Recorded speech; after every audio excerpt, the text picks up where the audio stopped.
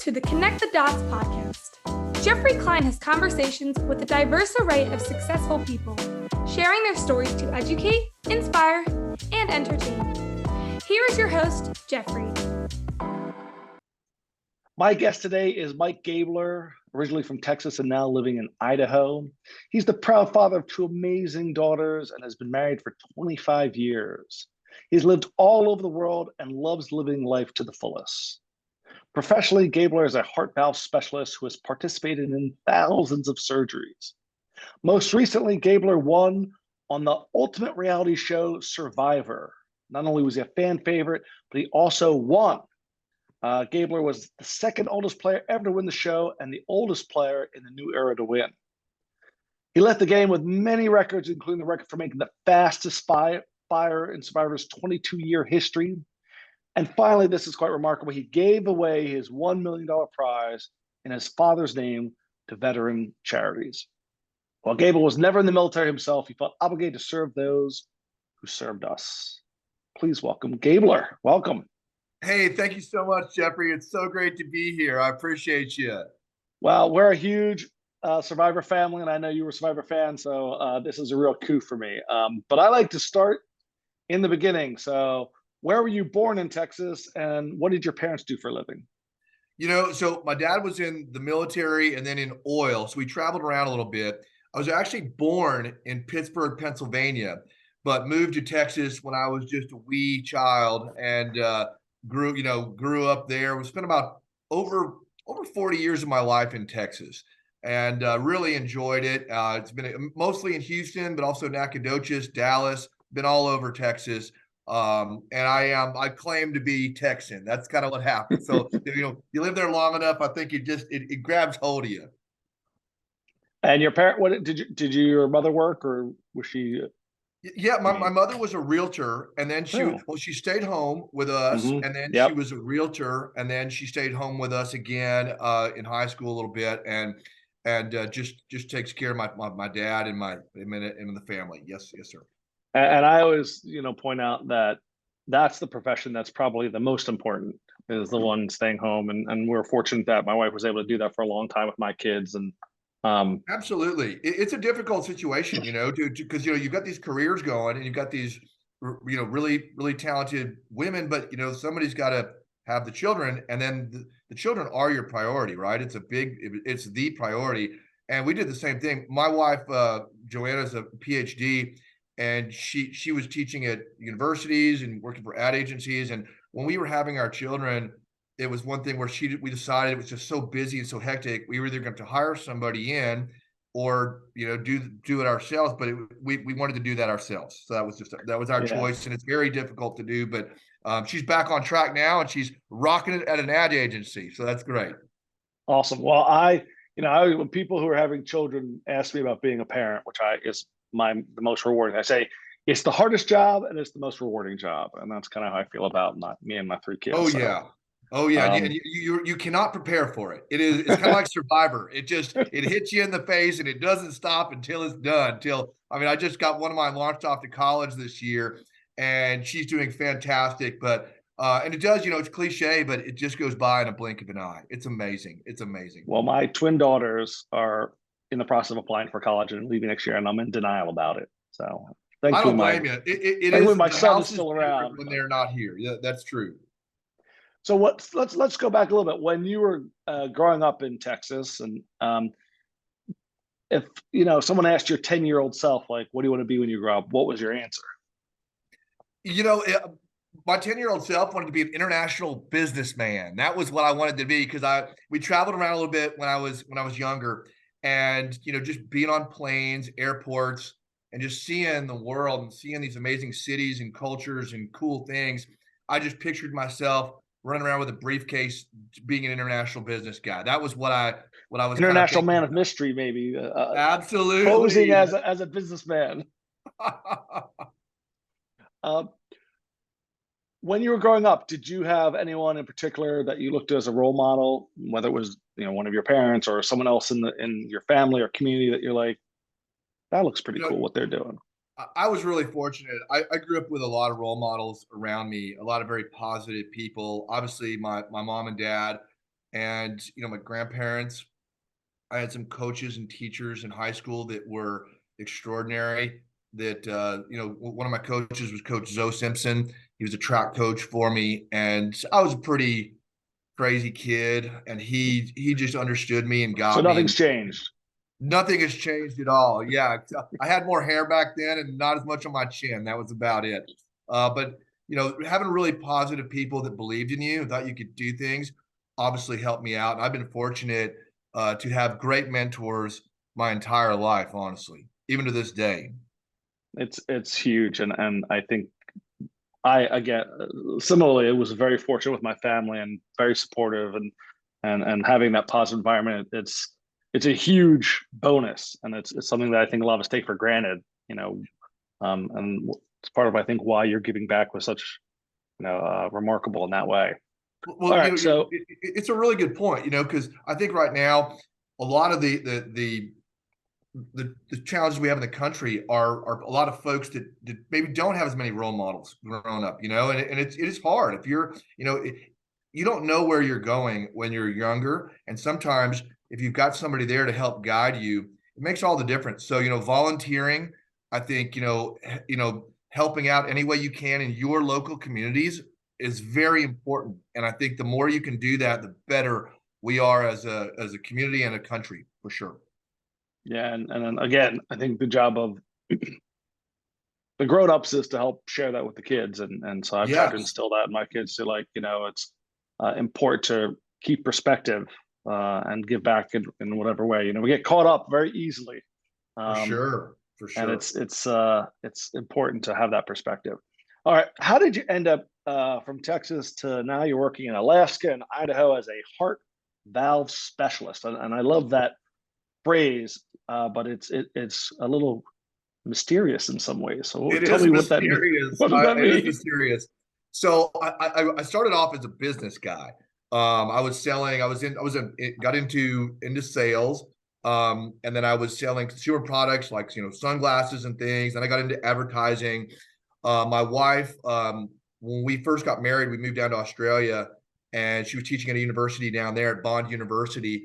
And being the spouse, I got to go to school there for free. So I went and got a master's while I was down there, and came back to the United States 3 years later, and got back into advertising sales. And it was great, but it just didn't light my fire the way I felt I needed to do something. I don't know. I just wanted to be, there's nothing wrong with it, of course, but I just was like, I wanted to do something more impactful in a more direct sense. So I was talking to a friend of mine, kind of lamenting the situation.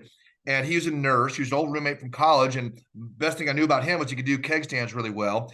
And and one day he goes, "Hey, Gabler, you should come with me," because he got hired by a orthopedic company doing knee replacements and hip replacements. And he goes, "Gabler, come with me. You might like this." So we got up at 3:30 in the morning in Houston, and we drove out to Bryan College Station.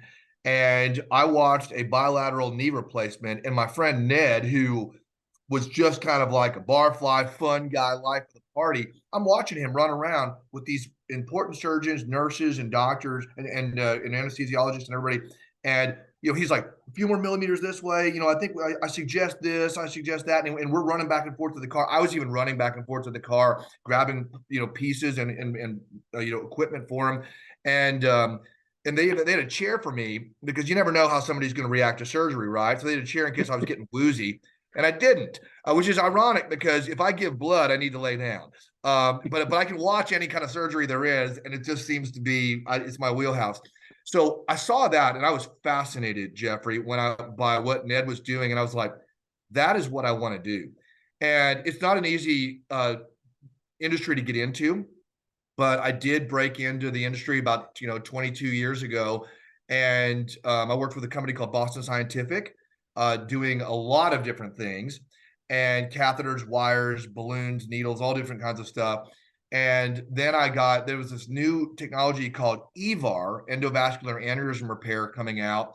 And I got in on that on the cutting edge when it was brand new. And I was one of the first people in the United States that flew over to Paris, and we got to train in Lille, France, on thoracic endografts.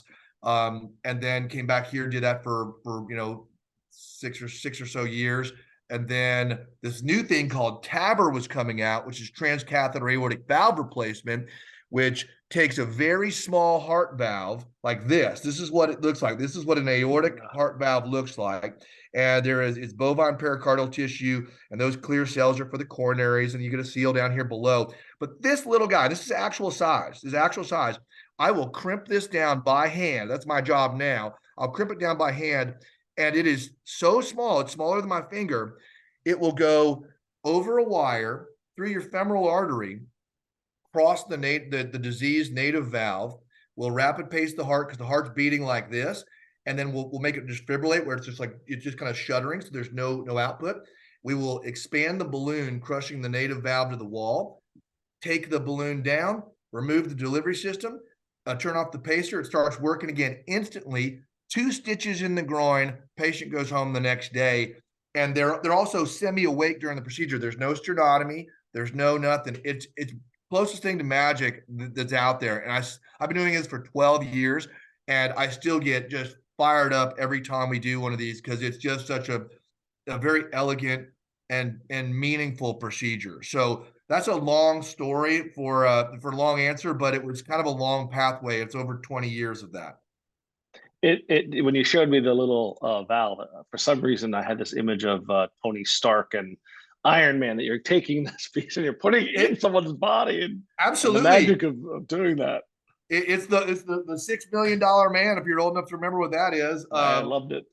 You know, so it's amazing because you got 4 valves in your heart, and we mostly work on the aortic or mitral valves, but we also do pulmonic and the tricuspid valves. But it's very I just love it. And with Survivor, it's been exciting because there's been multiple patients who have, I guess, recognized me at this point, or we've been able to use the Survivor mojo to help them out. Like, there was a lady who was really nervous about her procedure, and she remarked to one of the nurses in the holding area, you know, this has to go well because I've got to watch Survivor next week. And the nurses paged me, and I went over there and I visited with her, and I turned the corner and I'm like, hello there, Mrs. So-and-so. I go, it's, you know, I've got my beard cover on and my cap, and she's like, oh my gosh, are you Gabler? And I'm like, yes, I am. So immediately her anxiety lifted. We talked about Survivor for a while, and I told her I'd come back after the procedure and we'd do we'd get a picture and so on and on and on. And then a couple of weeks ago, there was a patient that I mentioned, you know, they're semi-awake during the procedure. They basically get a little bit of Versed and fentanyl, and we're talking. It's just like me and you are talking right now, Jeffrey. And I'm talking with the doctors about the procedure. And this guy, my valve table is like right over here where they put it over. This guy's laying on the table, and I'm talking to the doctor, and he looks over. He's like, "Are you Gabler?" And I'm like, "Yes, sir, I am." And I'm like, "I'm putting your valve together, sir, heart valve specialist." And he got a little chuckle out of it, and it was just like mind blowing. So Survivor's kind of the gift that just keeps on giving, because it was such a beautiful experience. I love the show so much, and people, it's great when I run into people that also love it. Right. So that's a great transition into, I'm going to ask you a couple questions about the Survivor experience. That's not what this is all about, but it is of interest to people. So how did you decide to apply to Survivor? You know, and you did it obviously a little later in life than like some of us are thinking about doing it. What's the catalyst to say, I'm going to actually send in the video and apply? You know, I'll take a little blurb out of Søren Kierkegaard. He's a Danish philosopher, existentialist guy. And basically, you know, you've got infinite possibility. But if you don't anchor infinite possibility with some necessity, then you never actualize anything. And I'm a huge Survivor fan, just like you are. And my family watches it. We watch it with the pause button, you know, like we'll pause and we go, okay, what do you think is going to happen? What do you think this is? And I told my wife and my family that before I turned 50, I was going to submit an application. So I was about 49 in 10 months. And my wife looked over at me and was like, well, 50 is coming up in September. What are you going to do? And I'm like, I guess I got to get this thing done. So I got up one morning early. And if you Google Gabler Survivor, my audition video will pop up. It's got like 80,000 views on it, which is really wild, but it's 3 minutes long. And I just got up on the mountain and was walking around, and I did a video, sent it in, and they called me. It was crazy. You know how you always get all these spam calls on your phone? I'm just like, here's the 310 number. Here's the 310 number. And I'm kind of, not blocking it, but just ignoring it. And finally I got like 3 voicemails and I'm listening to it. And it's like, Mike Gabler, this is Survivor. Call us back. And first thing I think is, I'm like, okay, which one of my friends is pulling my leg here?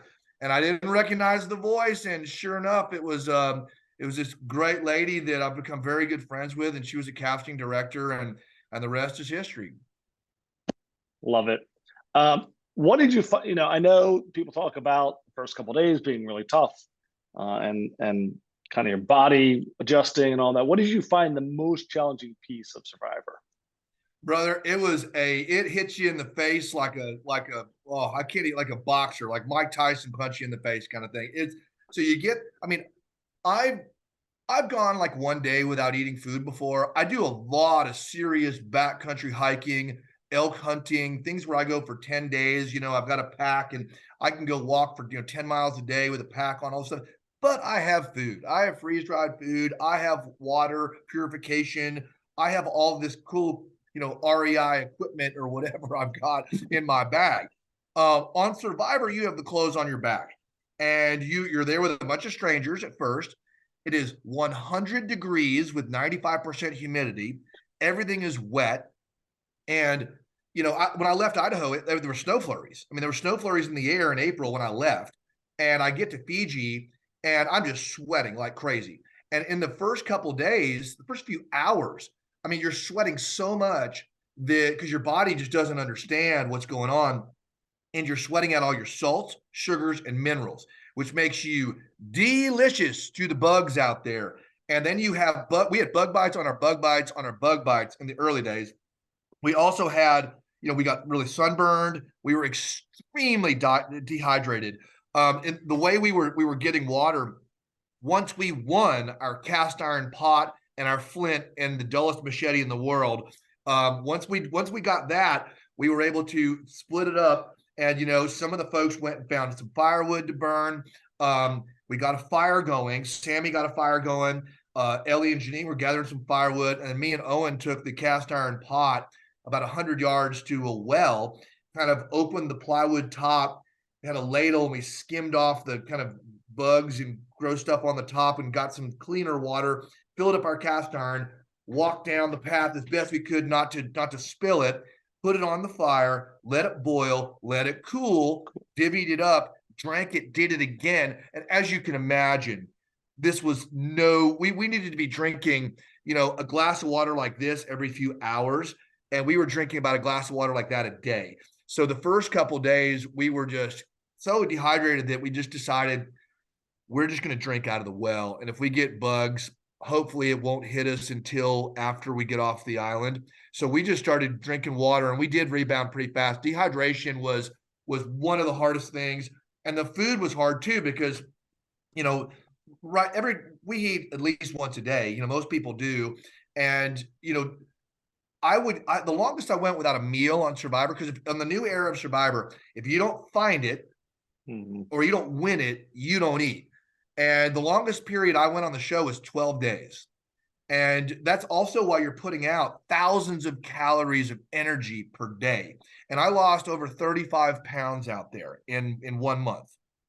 So you're suggesting Survivor is a really good diet technique? Man, I think, I don't know that you can prepare for that. I don't know that you can prepare for that kind of hunger, because I've never been that hungry before. And I thought I was kind of a badass going into this thing, and it humbled me. But I did get stronger the longer I was out there. That's a fact. I got stronger. My body got leaner and meaner. And I felt pretty good. I think that's something that I surprised myself. I didn't know I could do what I did on some of that. Yeah, I've gone through juice fasts and intermittent fasting, and nothing like what you seem to be describing. Now, you were a Survivor fan, so once you're playing the game, aside from the kind of physical parts of that hunger and your body, what were you most surprised by of your experience that you weren't expecting? I was surprised by the friends I made on the show. it was a season of beautiful people. I got to tell you, I have lifelong friends from this. This season 43 was a season of fans. So we were all fans of the show. We were all battling to be the title of Sole Survivor and the $1 million, but we took care of each other out there. We were, yeah, we went after each other. We had to. It's a game of attrition.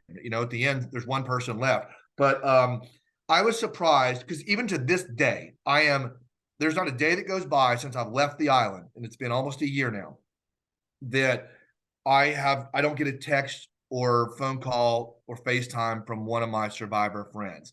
They're a true family to me, and we have unique experience, even though it's only a month long, but it was 24 hours a day. It was hardship. I mean, Ellie and I on episode, we had our rift, right? There was a rift between Ellie, if you watch the show, and me, and it came to a head on episode 6.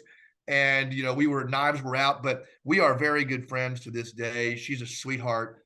And everybody I think that was pretty surprising. And then the other part was what I alluded to earlier is I'm stronger than I thought I was. And I thought I was pretty strong, but I was humbled.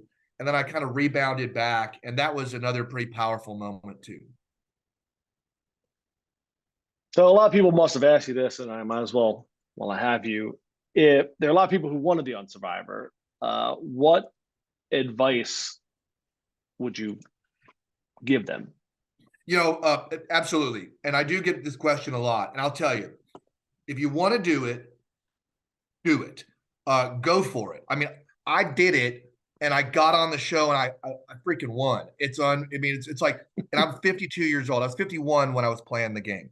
But I mean, that's one of those things where if you want to do it, take it seriously and do it. Put together a 3-minute video, send it in. And when you're doing the video, people are like, "Well, my video is pretty elaborate, right?" If you watch it, I've got my goats in it. I'm like running around in Alaska. I'm doing all kinds of stuff. You don't have to do all that though.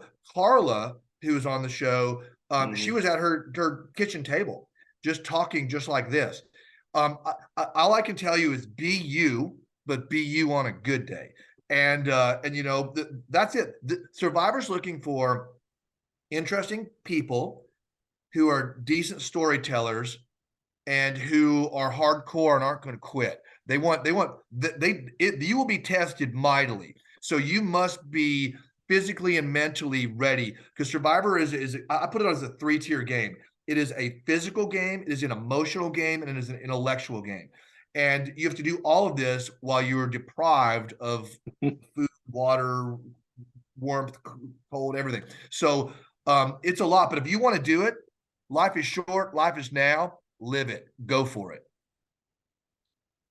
Okay, so let's shift back to Gabler the man. So outside of Survivor, what's the most sort of surprising place you found yourself? You said you did a little traveling. So the most, like when you're young yourself, you say, I can't believe I'm here, or I can't believe I'm talking to this person.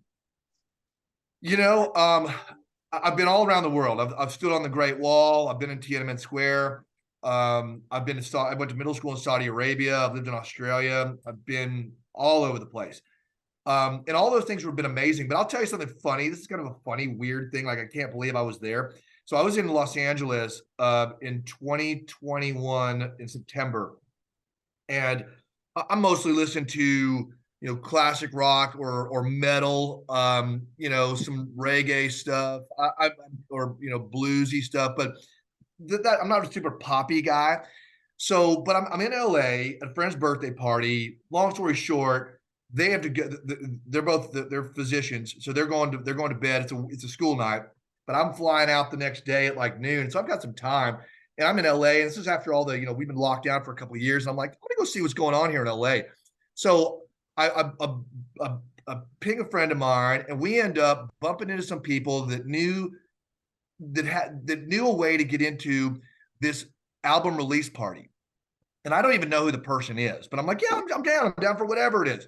So we go there, and next thing you know, I get to this party. There's no marquee. There's a huge line, a massive amount of people. We force our way, kind of get through the crowd. We get in there, and we're with these VIP people. So we got in, And I'm just looking around, and the people at the club is amazing. And every drink I'd had up to that point in LA was like $20, right? So I get there, I go to the bar, and I get a drink, and it's free. And I'm like, this is really weird. Why is that the case? And then this guy's on stage, and it's probably 1:30 in the morning now, and he's rapping, and he's on stage. But I'm thinking to myself, like, that guy is hardcore. He's going to make it one day. That guy's going to make it one day. He's doing what he needs to do.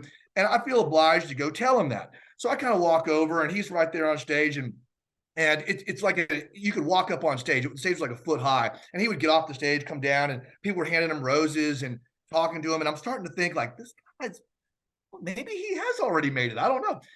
Long story short, I take a picture with him, and the next day I text my wife and daughters in LA. I'm like, I was at a party last night. I think this guy might be, you might know who this is. It was Lil Nas X, and he's incredibly famous. And I'm just like, my wife and daughter are like, oh, my wife goes, I even knew who that is. And my daughter's like, this is so wasted on you. And it was, but he was a really nice person. It was a great party. And I was at Lil Nas X's album release party in LA. It started at midnight, and I got there about 1:30, left about 4:30, and it was crazy. So that is where, if you open yourself up to the world and you put out good stuff, good doors just kind of open. And I got lucky because I just, I love life. And I met Lil Nas X, and we had a cool time at his album release party. That's awesome. And I love those experiences where you don't even know you're with someone, but you just let the humanity kind of connect you. And absolutely, yeah. He was up there. And I was seriously thinking, I was like, God, this guy must be like the sixth act of the night. He's up here and he's doing his best. And I'm like, I walked up to him and I'm like, hey man, I go, you're doing awesome. You're gonna, like, I said something like, you're gonna make. Well, one day you're gonna make it. And he's kind of looking at me like, and we were, he was singing, and I'm just like, I don't know the words because I'm not familiar, right? But I was just like, he's probably looking at me like, I did not look like everybody else in there, right? Everybody was like all these model-looking people and stuff, and I got this beard, and I'm just like this. So they all look great. I'm just like, he's probably like, who is this guy? Well, let me just ask you, since you got mentioned it. So now you went from being just this crazy guy with a beard to being a celebrity. People recognize you. How has that been for you? It's been being really in the limelight. The only people that recognize me are people that love the show, and that is so I love the show. So for me, like, I was at the Seattle airport yesterday coming back from Anchorage, and it's always funny because statistically about 5.8 million households watch Survivor, which is extrapolate that, maybe that's like 25 million people. So kind of like 1 in 100 almost knows Survivor. So you get on a plane with 200 people, that means at least 2 people are probably going to recognize you. So you get up to go to the restroom, or you're getting on the plane and people walk by, and I do kind of stand out a little bit because my beard and my big nose and whatever. So people kind of look at me and they're like, there's 3 types of people. There's the people that are like, Gabler, and right away. Then there's the people that are looking at me, and I'm like, they're looking, I'm like, and they're like, oh, it's you. And then there's the people that'll just walk by and take a picture. I'm like, just say hi to me. I don't want to. That's the weird one. But it's been really fun because I've run into a lot of really cool people that I would have never got to know, and because it's a reality TV show, they have insight into what I'm actually like. They know kind of who I am. And they're everybody's guards down. They're like, oh, hey, it's Gabler. And I'm like, hey, what's going on? What's your name? And we'll talk. And I've really met a lot of amazing, cool people just from being recognized on the show. That's awesome. So putting Survivor on one side, that's a dream of a lot of people. But having a career that you love is also, really important. And so by most measures, people would say that you're a success. But I'm curious, how does Gabler define success? The harder you work, the luckier you get. I think success, it can be defined in a lot of ways. There's a ton of ways. For me, I want my children to be happy and successful. I want my friends and family to be, happy and successful. My success, when I have a goal that I go after, and I do have a lot of goals. I write them down and I go after them. And when I accomplish them, I feel a sense of, actualization. I feel good when I do that. So whether it's like right now, I'm trying to get back in shape. Survivor was a harder beating on my body than I thought it was going to be. I figured I'd get back in June, and I was like, oh, by the end of summer, I'll be right back where I was. Not the case. It just was a lot on you. It took a while to get back. So I'm forcing myself now to get back in shape. And it's not about motivation. It's not about inspiration. It's about dedication. So, because motivation and inspiration are fleeting, where dedication is your rock that will keep you, every day I get up and I'll do, I do 100 push-ups, I do my stretches. And then that's on even days when I've got surgery all day, because I may not have time to go to the gym, but I make sure I get it done. I try to, I set goals for myself, like, read one book a week. I read, one medical article a week. All different. So there's a lot of different goals and things that I do. I'm very motivated, and I'm a checklist guy. And when I check off all my checklists, there's something that makes me feel successful about that. So whether it's trying to save up some money for college and try to make, thresholds that I'm trying to do for my daughters, or, I set goals on my, whatever it is, as long as I knock them down, I feel good about it. So I don't think you have to have, it doesn't have to be a massive goal. It can be small goals, but I think as long as you have goals, you can feel good about accomplishing them, if that makes sense. Completely. And I think again, I'm a checklist guy as well. And even just having those checklists, whenever you get to cross them off or tick them away, you get a little dopamine rush, and it's it's so true. And I've got checklists right over here on my desk, like all around me. There's that's how I do it. Because, if I don't write it down, and what I do is every morning or every night before I go to bed, or when I'm leaving my office or wherever, my hotel room, I'm closing my book up, I will review my checklist. Everything that I was supposed to do that day, it's either got a check by it or it's got an arrow and it goes onto the next day's calendar. And then in the morning when I wake up with my coffee, I get up extra early, look at my checklist, and make sure I know what I have to do that day. And like you said, you get you check off those things, you get your little dopamine bounce, and you feel good because you're moving forward. You're getting closer to accomplishing your goals. Those checklists are important. Yeah, I'm working with two of my best friends right now on monthly goals, yearly goals, 3 years, 5 years, 10 years. I think, and a client of mine loves to share the Harvard study that says you're I think it might have been 900% more likely to achieve your goals if you write them down. And so I always encourage people, that absolutely, it helps. Absolutely. My daughters have heard it all. They're like, oh my God, checklist, seriously. But it's like, if I don't write it down, I lose it. I forget about it. It doesn't get, it doesn't happen. If I write it down though, I will get to it. And, if it's important to you, you'll find a way. And if it's not, you'll find an excuse. And, that's just something that you have to do. And so if it's important, write it down, look at it, twice daily, morning and night. And more often than not, I bet you'll get there. And if you don't get there, maybe you'll get there. It's still, you're going to get somewhere. I always like that kind of corny quote, which is, if you shoot for the moon, even if you miss, you'll be among the stars. That was one of my coaches would say that. And it's very true. You're trying to, that was back in high school. And I remember it, and it is kind of a corny saying, but it's been around, and it's been around for a long time for a reason.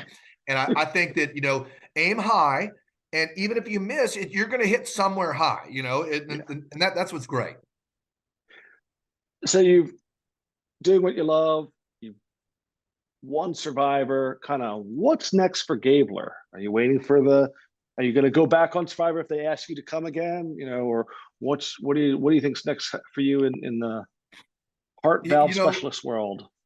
I love what I do. I love doing transcatheter aortic valve replacement, TAVR, and I'm with a phenomenal company. The company's called Edwards Life Sciences, and we make world-class heart valves, in which we take care of amazing people every day, whether they are, we did a young mother of 2 recently with a blood defect that it's a long story, but we had to do that, and we needed, this was the right device for her. We've done, World War II veterans, all kinds of veterans. We've done grandmothers, grandfathers. It's amazing, and I just am blessed and grateful to be in a position to help folks and this technology, to represent this technology, because it's a game changer. It's magic. It's so amazing when it works, when the patient qualifies for it and we do it. So for me, I'm going to keep doing this because I love this. Also, though, because of the $1 million prize, we put together a direct access fund, which is with $1 million is parked in there, and that guarantees that every penny must go to a 501(c) charity. Currently, I actually have a meeting this afternoon with an accountant and a lawyer to make sure that we are figuring out the tax implications, because I don't want to give away $1 million and then the IRS comes back and says I owe 250,000 or something. So I've got to make real sure of that first. But the fun part is about to happen, because we're going to start helping a lot of people, veterans in need that need our help, with PTSD, traumatic brain injury, suicide prevention. That is what's next for me. I am so excited and so grateful for Survivor, for this purse of money that we're going to get to do so much good in the world with.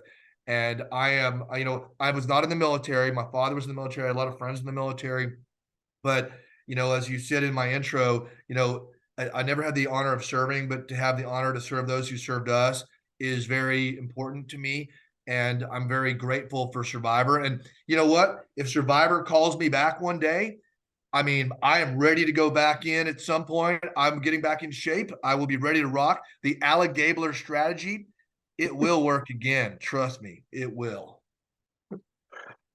All right, now we're in a section where we're going to try and do somewhat rapid fire. Never ends up being that way because my questions aren't quite right, but let's start. So if they made a movie about your life, who would you want to play you? I'd say Nicolas Cage. He's awesome. Should stories always have happy endings? No. I think, happiness is never grand. I think that most interesting stories, there is a struggle, right? If it was like Gabler, just, he walked outside, there's a rainbow, and, and then there's a beautiful sunset. That's, you want to see like, oh my God, there's a bear coming at him. There's something going on. So I think that, I think they don't need to have happy endings, because life is not always that way. But I think that that's part of the human struggle and why stories and books and movies are so interesting and powerful to us. We're going to get there in a second. Can you name a favorite emoji?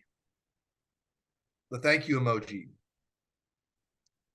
Very fitting.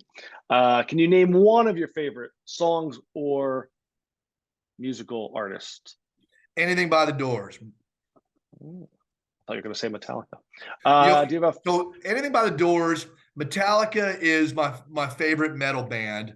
Right. And every day when I would go into the arena to compete on Survivor, you don't have music the whole time you're out there, but I would play in my head the intro to For Whom the Bell Tolls. So it was like dun dun dun dun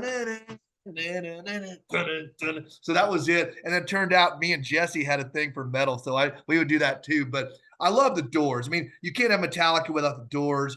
I think, I'm not always in a Metallica mood, but I'm always in a Doors mood, it seems. I don't know. Do you have a favorite social media platform? Instagram and Twitter. Those are my kind of only two that I'm on. Can you name a book that left a lasting impression on you? I would say Man's Search for Meaning by Viktor Frankl. That was, he was a Holocaust survivor. He was he came up with this thing called logotherapy, which basically said that, as long as man or woman can find meaning in their suffering, they can do anything. And if you look at the grip challenge where I broke the record on Survivor, I was struggling in the first 5 minutes of it, because you're holding on to it. It's so painful, and it's you're just so spent. And I was competing against Cody because Dwight and Owen had already dropped out, and Cody's a beast. He's a lion-hearted beast, and he probably would have won, except that I started channeling heroes and finding meaning in my suffering. And after about 20 minutes, I went from holding on with both hands shaking to one hand and I could have gone on for hours. It was a profound example of man's search, of Viktor Frankl's logotherapy theory from his book, Man's Search for Meaning. It's a great book. I agree. I read it and agree. It's really powerful. Can you name one of your favorite movies? I would say Conan the Barbarian. I love it. But more recently, I like the new Dune movie a lot because I love the book Dune. I can't wait for the sequel to come out. And I just saw the new Avatar movie that came out. I really enjoyed that too. All great choices. Is there one thing you can't live without? My wife. I second that. Not your wife, my wife, for me. If you could be credited with inventing something, what would it be and why? Jeffrey, I'm not a inventive person. I'm a creative person. I wish I was an inventor. I wish I had that ability. I know people that are that people. I know people that, like the people that came up with these heart valves. I know the engineers and the people that come up with these amazing gadgets, but I'm not that. Yeah, that's not my wheelhouse. I mean, I would like this is fantasy. So you could just, not that you might, but if you could be credited with inventing something that already exists or something that could exist, what would it be? I would like to find if I was going to invent something, it would be the cure for cancer. It would be something profound, something that would be, or that we could do something, or maybe paralysis that could, fix spinal injuries that could return people back to walking and things like that. So, I mean, yeah, if I could do that, but there are engineers and there are brilliant people out there that are working on that have they're built more for that. I'm more of the creative type where, maybe one day I'll write another book or, a great American novel. I think I could do something like that. That's more my wheelhouse. Being an inventor, that's a very special gift that other people have for that. I'm right there with you. Gabler, this has been awesome. I feel like I could talk to you all day, and it's been a real pleasure. I want to give you an opportunity. So you mentioned the Direct Access Fund. Is there a way, if people wanted to contribute to that or know about it, is there somewhere people can find out more and get involved? We thought about doing a foundation instead of a fund, but where people could donate to.